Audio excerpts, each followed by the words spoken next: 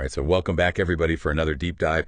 And, today we're kind of going beyond just the idea of learning a language, right? Like how to speak French or Spanish or something. We're really looking at how AI is changing the entire learning game. We've got excerpts, actually, from someone's personal story. It's called Renewed Determination to Learn English.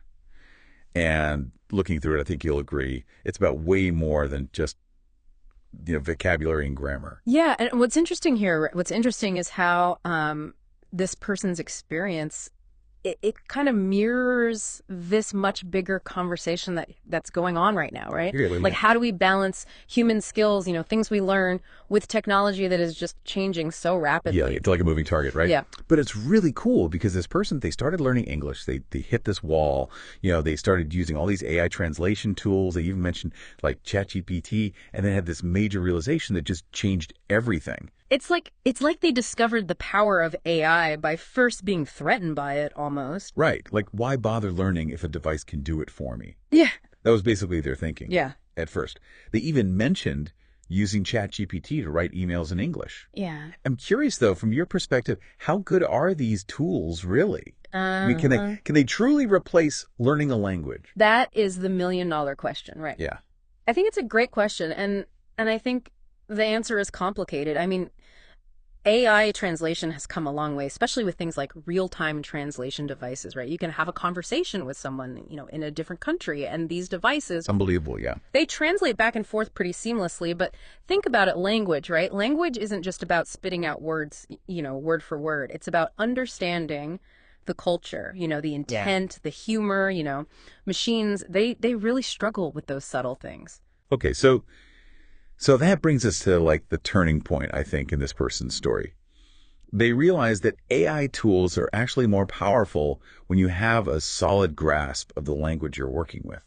Yeah. That's pretty insightful, don't you think? It is. I mean, imagine you need to translate like a business contract or something, right? Yeah. Sure, AI can give you a rough draft, but if you don't understand the legal nuances in both languages, you could miss really crucial details. Oh, absolutely. So this person, right, they really understood that AI can be like a partner, not a replacement. And that's when their commitment to learning English really solidified, right? They set some serious goals about fluency and speaking and writing. And they recognize the importance of consistent effort, too, right, which is something that often gets lost, I think, in all this hype around, quick fixes and instant results.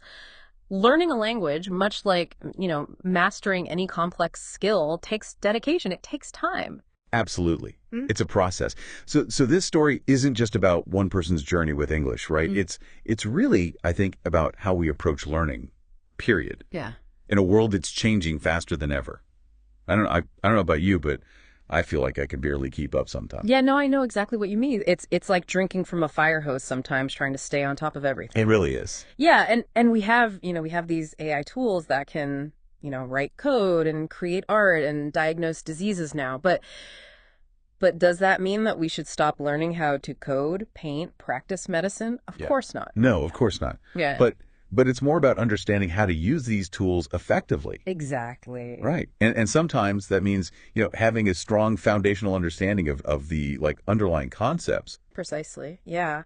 This whole realization that this person had about, the importance of a solid English foundation, even with these AI tools, it's a lesson that goes way beyond language, right? I mean, it's about recognizing that technology, it should be a tool to enhance what we can do, not to replace, our knowledge and expertise as humans.